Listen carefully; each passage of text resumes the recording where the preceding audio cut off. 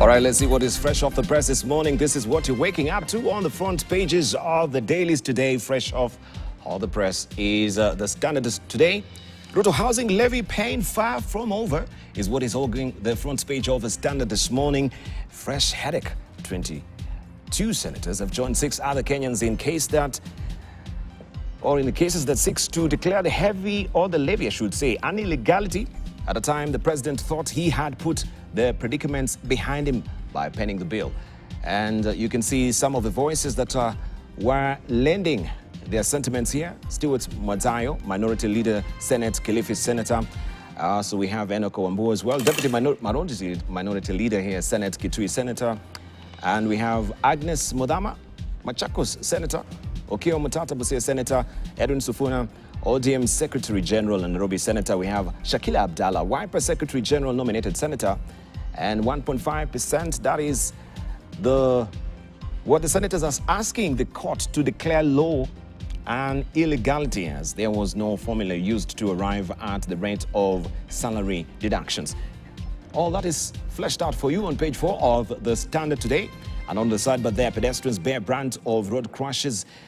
Road accidents have killed 1,213 people in 3 months. Pedestrians account for largest number of fatalities, and we have that number starting at 445. That story all fleshed out for you on page 2 of the Standard today. 16 seconds to disaster, how planes crashed. And you can follow this story. That is from the air crash investigation, where we have the gritty details of those planes that there were light planes from Wilson Airport that crashed. And now we have all the details tucked away on page 11. Remember, you can get all the wiser today as far as enterprise is concerned. And that is all about entrepreneurship. The Enterprise magazine is inside the Standard to get you well informed. Resign all will push you out, as Mio tells Nakumicha. That is a story that you want to follow on page 7 of the Standard today. Popular pastor killed in robbery, had toy pistol. And this is a very interesting story that you can follow it on page 10, right? Where we have a pastor with a toy pistol, but also who was embroiled in robbery and preaching water, or preaching wine and drinking water, as they say it. That is a story that you want to follow on page 10. Eid Mubarak, the editor, management and the staff of the Standard Group PLC wish our Muslim brothers and sisters Eid Kareem. You can follow this also, the story that we'll have for you much later in the course of a program as well. This is today's publication, The Standard. This is how it looks. Make sure you grab a copy to get all the gritty details. Let's see what the Star is holding for us. Riddle of billions idling in counties and bank accounts. There's lots of stalled projects and complaints of underfunding, paralysis. And looking at the flagger, accounting mess must have accumulated massive pending bills. There's lots of stalled projects and complaints of underfunding, paralysis. That is what you can follow, as I've mentioned, on page 2 of the Star. And tough new rules for schools buses to curb road carnage. And we can see this is the NTSA Director General, George Njau, during an interview with the Star in his Nairobi office on April the 5th. And we'll give you also these details in our news bulletin momentarily. On the sidebar, this is how technology changed Elisha Sharma. But let me just reserve this. We shall go to it much later. This is what I had for you yesterday. Let's see what we have inside the Taifa Leo. Sitaki kazi yako. This is what we have as a splash. Aliyekuwa mbunge wa Mugirango Magharibi, Vincent Mogaka Kemosi, amewashangaza wengi kwa kuwa mtu wa kwanza kukataa uteuzi wa afisi ya umma katika serikali ya Rais William Ruto. That is a story on page 2. He has his own reasons why he declined this appointment by the president. But of course, I'll throw this to a panelist to tell us, well, is there any consultation before this is done, so that it's not really announced as a broadside declaration, especially when it comes to the ambassadors as well. This is a Star, the Taifa Leo, I should say, and you can read all about it inside Taifa Leo. Onyo kuhusu madhara ya mvua nchini. We can see the devastation right now with the floods, and the rains are here with us. We need just to be cautious as well. PSG baka kwenye vita vikali.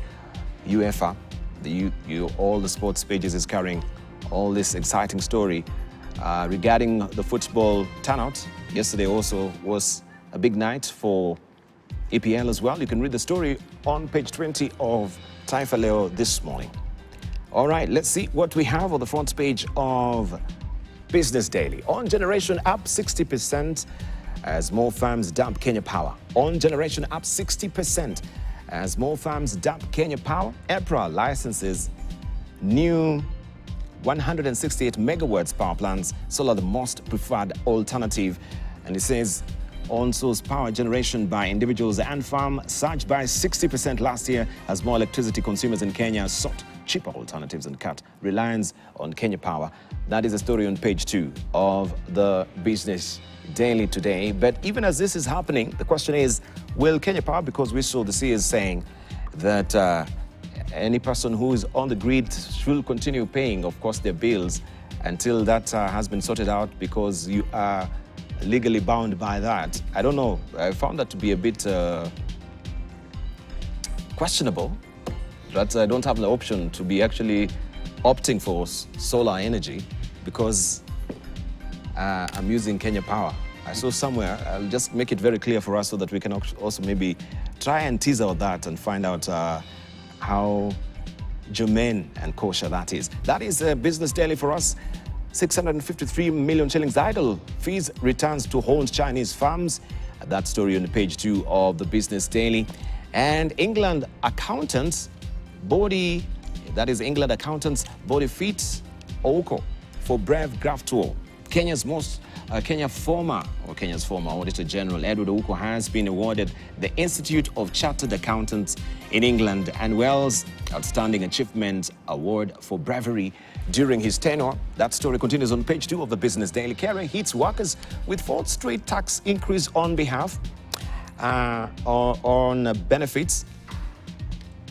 She'll slow down a bit. It says the Kenya Revenue Authority has raised the tax rate charged on employers granting welfare support for the fourth straight quarter, dealing a blow to workers' benefits. And you have the story on page 4 of the Business Daily this morning. The doctor strike continues apace. You can see medical doctors demonstrating outside the Parliament building in Nairobi yesterday, demanding payment of salary and hiring of trainees, trainee doctors under the term of a 2017 collective bargaining agreement. This is a story that you can follow also inside the Business Daily this morning. All right, let's cross over to Uganda. Mulago suspends kidney transplant. That is a splash that you're waking up to if you're in Uganda this morning. From good news to heartbreak. 4 months after doctors at the National Referral Hospital made history by conducting a successful maiden kidney transplant, prompting 30 patients to enlist as next candidate, the government now says no new procedures will happen until it puts a regulator in place. And this is a story that you can follow on page 4 and 5 if you're waking up in Uganda. And experts warn of rising Lake Victoria water levels. And this is all about weather forecast, and you can see how some of the commuters there are frustrated. This residents of Kaazi Malanga landing site on the shores of Lake Victoria in Masaka district on Monday. And experts are warning people leaving or carrying out businesses near the lake of floods after it emerged that the water levels had increased from 13 meters in 2020 to 14 meters today. You can follow this story on page 27 of the publication today. The life and times of political activist Eperu, all that tucked away on page 2 and 3 of the Daily Monitor if you're waking up in Uganda as well. Let's see what we have in Tanzania. And East Africa is leading the way in continental rebound. That is a splash this morning on the front page of The Citizen. The World Bank projects that the East African sub-region will experience the fastest economic growth in sub-Saharan Africa in 2024 and 2025 at 5.3% and 5.8% respectively. 3.4%, it says, this is the average economic growth in sub-Saharan Africa in 2024, and is projected to be rising to 3.9% in 2025, according to the latest from the World Bank. TCB eyes number 3 slot within 5 years. All that also you can read it inside the publication today. UDSM says won't shy away from ranking despite the controversy surrounding global universities ranking methodologies. The University of Dar es Salaam is committed to elevating its status on the global stage by embracing the criteria set by various ranking agencies. You have a story on page 3 of the publication today. We cross over to Rwanda, where Mbeki to DR Congo. He says implement Sun City Agreement, disarm FDLR. That is a splash today. The peace agreement committed Congolese government to locating and disarming into Rahamwe militia. And you have a story on page 4 and 5 of today's publication. Kagame, UK Prime Minister, discussed migration deal progress. We'll tell you about this also much later in the course of the program as well. It seems this is taking off despite hurdles that had been there from the UK Parliament and various controversies around it, but still they're going full steam ahead with it. You can see him here. This is President Paul Kagame meeting with UK Prime Minister Rishi Sunak at Downing Street in London on Tuesday, April the 9th. The two leaders held talks on ongoing advancements of migration and economic development partnership. That story inside the New Times as well. al-Fitr festivity to be limited amid genocide commemoration. That is another story on page 2, unveiling genocide horrors, a child's tale of loss and survival. Kwibuka continues this week in Rwanda, and also we shall tell you development as well, where we have Rwandan President castigating the US of ambiguity, especially when it comes to marking what happened in Rwanda as genocide. That has not been tripping off their tongue easily, and that's why also we have the president taking special umbrage with that as well. And you can follow the story inside the New Times as well, and we shall run you by that story, discuss it with the panelists as well, just following this harrowing torture, man's inhumanity to man, that was despicable and heart-wrenching. What happened in 1994, 30 years back, if we may dial down on history. That is the New Times. Let's see what the East African is holding. And it's all about also Rwanda, a rebuilt Rwanda 3 decades later, as it marks the 30th anniversary of the 1994 genocide against the Tutsis. It's remarkable just how much Rwanda has not only survived but thrives and is reaching for more. You have a story on page 4 and 5 of the publication today, and why outsiders won't let Sudan test prosperity. Human rights watchdog finger some countries for profiting from the instability, and leaders are calling for the next EAC boss, that is the Secretary General, blocks apex organ, expected to swear in new Secretary General. That story on page 3 of the East African, and this is our looks. Let's see what is happening in China, and this is China Daily. China, Russia to step up communication, and reading from other publication, it is all about solidarity and standing together, trying to also fend off some of the sentiments that are coming from the West, countries to maintain close contact to ensure relations constantly move forward smoothly, and Global South is being reimagined and transformed as well. All that tucked away inside today's publication as well. And we'll read also the latest development from Israel and Hamas, where Prime Minister Bibi, that is Benjamin Netanyahu, is not drawing back as far as Rafah is concerned, and they're going full steam ahead despite calls to have a humanitarian ceasefire, but is not listening to anyone. That is China Daily for you. And this week's the Newsweek, the world's greatest auto disruptors, here, the innovators leading the industry into the digital future. And we have the Executive of the Year, Jim Rowan, CEO and the President of Volvo Cars as well. You can read all about it inside the latest publication, the Newsweek. The Economist is all about China's risky reboot, as you can see it here. And this risky reboot, I don't know if that is the baton, the feared one. I'll leave it for you to decipher. And this is Xi Jinping. Trump and nuclear deterrence, Latin America's right-wingers, why India's elite loves Modi, more cures from weight loss drugs as well, all tucked away inside The Economist as well. And we will be remiss if we don't wish again our Muslim brothers Eid al-Fitr. I'll just begin with Dr. Ken Abongi on wishing our Muslim brothers as well, and our panelists this morning. And thank you for joining us, sacrificing also your holiday to be with us. I really do appreciate it. Let's just begin from there. Thank you. It's a nice Wednesday morning. We wish our Muslim brothers and sisters a happy, holidays.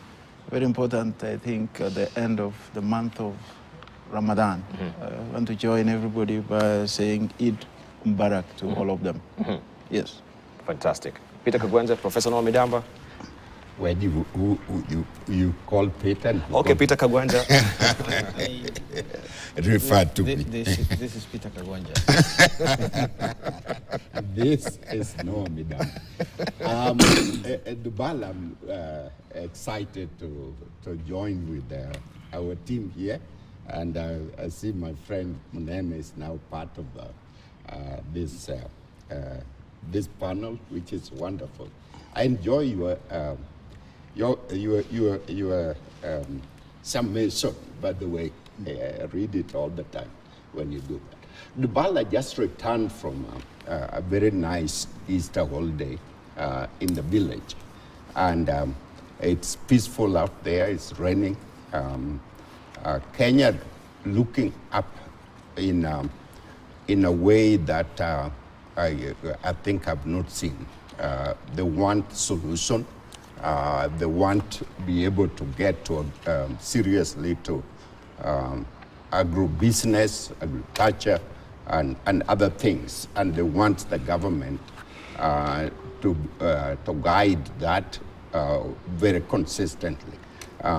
So when I come back and then I see strike issues of healthcare, we need to be able to solve that as quickly as we can. And I want to end up with this. Sir Winston Churchill say, our world today is a family of nations. If one fail, everyone else suffer. So that's the point. All right, but you're missing the point. We were wishing our Muslim brothers Eid al-Fitr. I know you. I sure do. I sure do wish. I sure do wish our brothers. All right, Peter Kagwanja, good morning. I want to wish all my Muslim brothers and friends, quite a number of them, who are today celebrating Eid al-Fitr. Of course, Farah is not joining us today because he's exempted himself. He has to go for prayers. Kanenje is not here. Kanenje is not there as well. Honorable Yusuf Hassan is part of this team and he's not here. So we wish them all. And if you don't forget Hashi. Yes. Hashi as well. Who is on a long sabbatical as well. Long sabbatical. And I'm sure he has Dr. Mustafa Yusuf Hassan as well. Mustafa Yusufari and others. So we've many kind of friends. I specifically want to wish my friend Jibril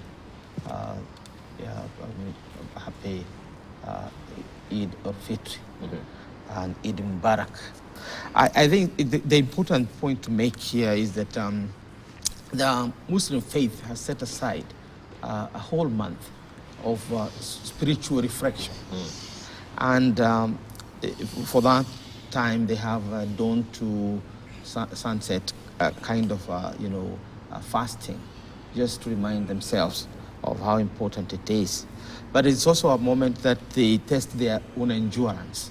And I think they equate this spiritual moment as a celebration of Allah's provision for that, strength, tenacity, and resilience.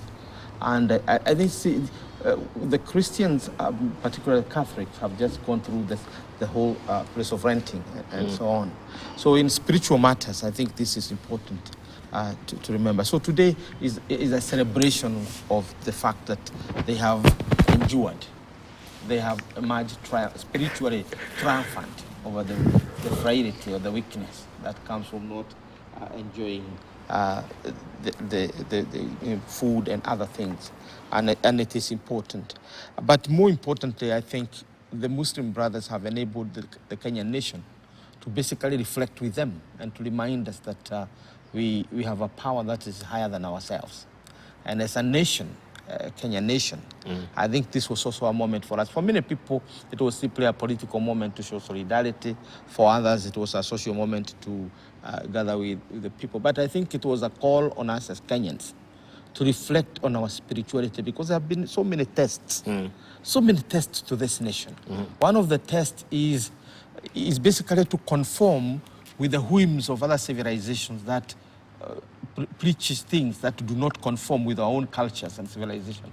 And some of us are beginning to become morally weak. Like, for example, in the case of sexuality, as they are calling it. And I know Uganda has been verified upon the bills on those kind of things. And I think the reflections by the Muslims and the Christians, particularly now the Muslims who have just added the Ramadan, is a reminder to us that we need to also stay morally strong and defend what we think is our cultural right in regard to so many tests. I know we are getting to kind of a universal world where we have universal law and all, but there are certain moral issues that we need to begin to look at, and we don't impose a morality of one civilization over other civilizations. We need to have dialogue of civilization, not a crash of civilization where one civilization imposes itself. I'm saying this because the Muslims have been victims of some of these characterization. The Muslim is a terrorist. The Muslim is when you get to Gaza, Hamas is a terrorist. The Israelis are defending their own nation. Who is not defending the nation? So again, it's a moment of spiritual reflection. But for today, we join our Muslim brothers to celebrate Eid al-Fitr, and to all of you, Eid Mubarak. Fantastic. Eid al-Fitr, Eid Mubarak. I think those monikers, yeah, you do both. I do both, yes. To be safe. And also to wish, we are all Muslims today.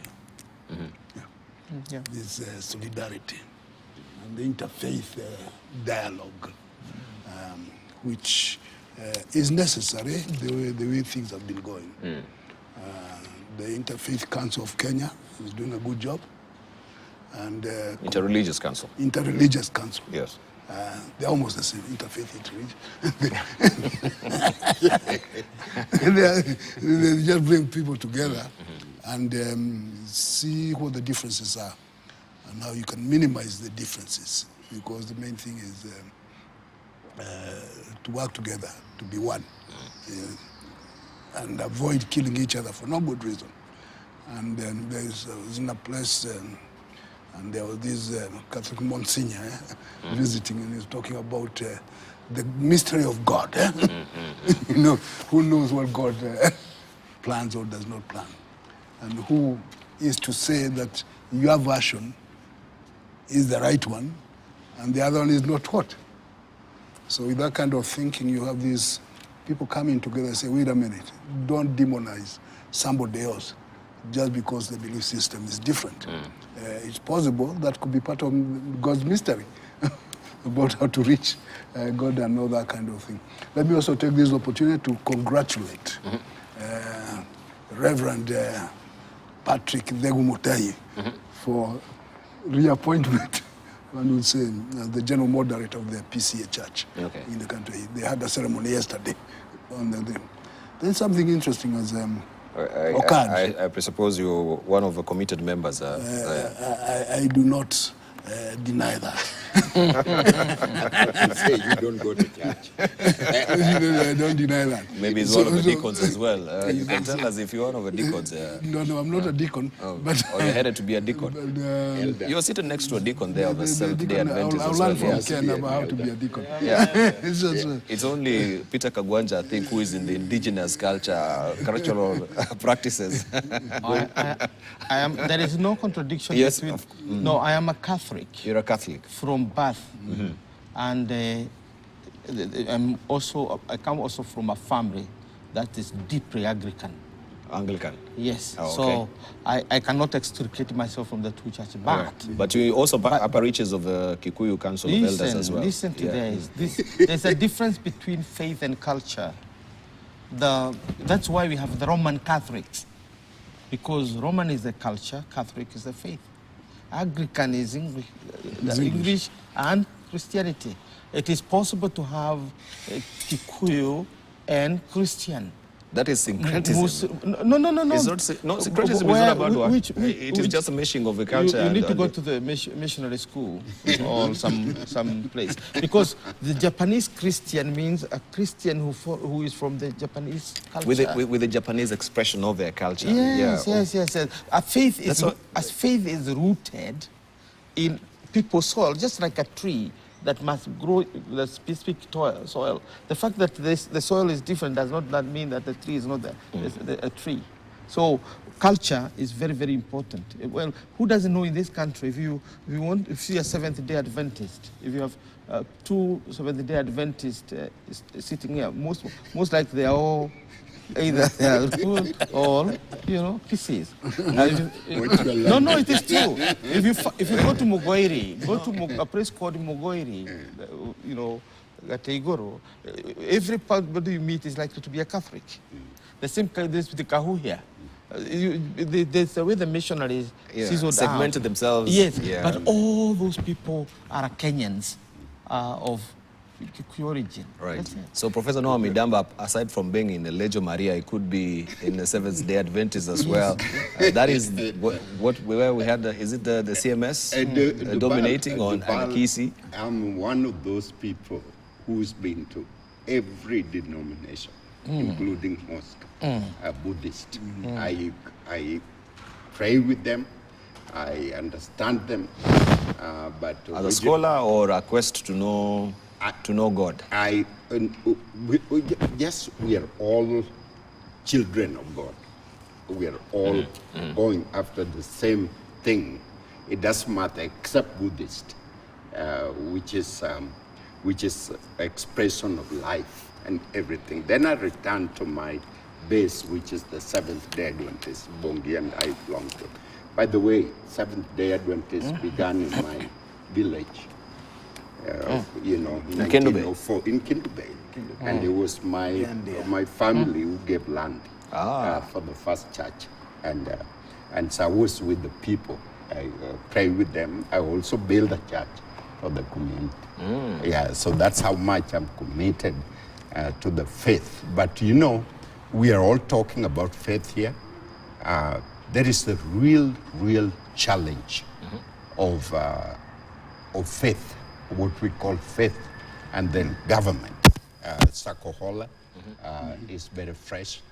There is a new group called Seventh Day, which is emerging as a cult group. There is all kind of things, because young people are trying to find out, is this for real? If the so-called pastor, the high priest, is doing all these evil things, then who am I? And how can I believe? How can I go to church? And how can I be with these people? That is a real question around the world, and particularly in Africa. Where do we go, from here? Yeah. Indeed, very interesting, because we have a pastor also who had a toy pistol. In one of the publications that we had today. And he was gunned down by the police, but on Sunday he's in church preaching, and he has a pistol there. Isn't that connected to what we were talking about last week? Which is? A pastor who was caught doing strange things. And instead of being locked up, he's told to go and preach. Yes. I think we had that discussion. Peter Kagonja missed out on that as well. So there was this determination from the courts in Mombasa, where we have one of the Catholic priests that was found to be, the courts determined that he is a pedophile and he should be locked up for 10 years. But he was a rapist. And they went to appeal that particular judgment, and he was given a more, not very severe punishment. But now you as a clergy should take that honor as an opportunity to teach about the Sexual Offense Act. Every other Sunday, as it was given, if I may just remember the details as well. And this was raising special umbrage amongst many who were saying, why should the priest be given special treatment? We have people who are being locked 40 years, 50 years for child abuse, pedophiles. We have even missionaries who, in the name of a children's home here, who have been having court cases for years, donkey years. But now this one, we have the court giving a determination you should not be locked up for those many years, but you should go preaching the gospel of sexual offense, as they call it, that publication. So you missed out. I think you were feeling rough last week. But you, as being a member of the Catholic, yeah, and you have the Catholic protocol as well. Because if you've been caught defiling a 16-year-old, the question is, should you be defrocked as a clergy, first of all? And should you even be on that pulpit talking about sexual offense? I mean, that is even desecration of you know, the sanctity of a pulpit at the end of the day. I think the issue of you know, sexual relationship within the Catholic Church, and I'm not part of the preaching side. I'm the part of those who are preached to. The main thing is that even to talk about the nature of sex is not there, because you have the you know, celibacy. So in other words, you're not even supposed to think about those matters. But human beings being who they are, this is the biggest issue now in the church, about whether the church is really towing the line that Jesus Christ would have liked them to tow. And that's a big issue within the faith. You've seen, even the Anglican Church is facing the same problem about questions of sexuality. And how those should be treated and so on. So the faith, the Christian faith, is going through a very rough patch in regard to adhering to the core values and the core pillars of the Christian faith. There's a lot of testing. Remember also that it is the church that has been more prone to being commercialized, that has been you know, a victim of profiteers than any other faith. And no other faith in it. So you will also recall some of the differences within the Christian faith. Those who are historians, my teacher, Macharia Monene, will remember the very concept of Protestant is a rebellion against the vices of the church. It's, I mean, when Martin Luther King, Martin Luther declared the 99 Theses, which are the 99 points or arguments, he was basically telling the Pope, you go to hell. We are not going to adhere to this idea that I can buy all my beds and all my sittings and all my things in heaven by paying you, because this was one of the many issues that was at hand. So the church kind of faces these challenges, but every time it renews itself. I think that's the faith and the confidence that we should have, that the church has the capacity to renew itself and to even question itself. And I think that's what we are going through. When the Anglican Christians here in Kenya rebelled against the main Anglican church over certain serious issues, Bishop Rapiti, I thought you were talking about a good friend. You know, stood on a moral pedestal and said, this is not according to our faith. Yes. This is the kind of rebellion we're talking about. All right. I think the point to take home is that the church has the capacity to renew itself, despite the frailty and weakness of some of its leadership, and forget about the followers, some of its leadership. But this is what we have known. Just like every culture, there's some resilience within it.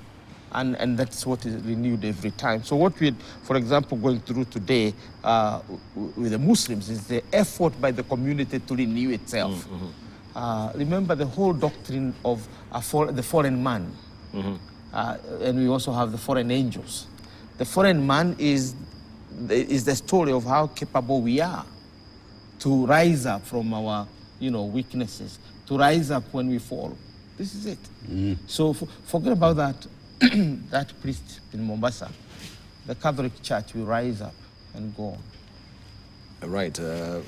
It's not about the Catholic Church really rising up. Is the Catholic Church actually making sure that he's on the pulpit? I mean, how do they also comply with what the court is saying?